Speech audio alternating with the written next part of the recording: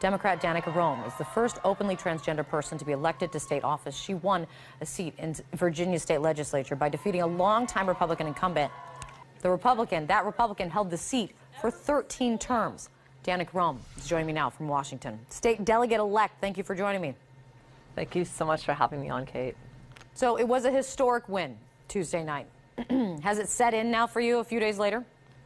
Yeah, I definitely knew what I was getting myself into, and it's been a complete deluge. I had 2,700 unread messages yesterday. So yeah, I mean, I knew what I was getting myself into, and the job to do is to help get Route 28 fixed through Centerville and part of Yorkshire so we can replace traffic lights with overpasses where possible, and we can alleviate our commutes in the 13th district. And I do want to talk about the issues the issues of the race in just 1 second. But there is a photograph of you that went viral on election night, and we're going to show it to our viewers right here.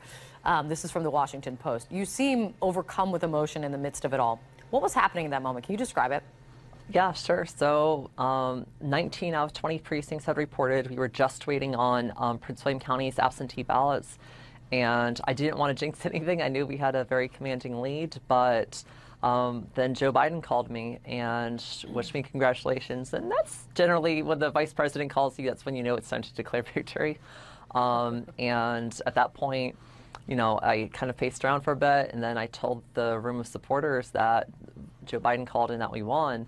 And the reaction was so overwhelming, and I felt like just throwing myself down to the ground and just kind of, you know, letting the moment happen. And my dear friend Marilyn Karp, who's also in that photo, she worked so hard, along with all of our friends at Indivisible Nova West, and we had hundreds and hundreds and hundreds of volunteers who knocked on more than 75,000 doors throughout this campaign to make this happen. So it's historic, yes, because it's a team effort. So many people worked so hard to make it happen.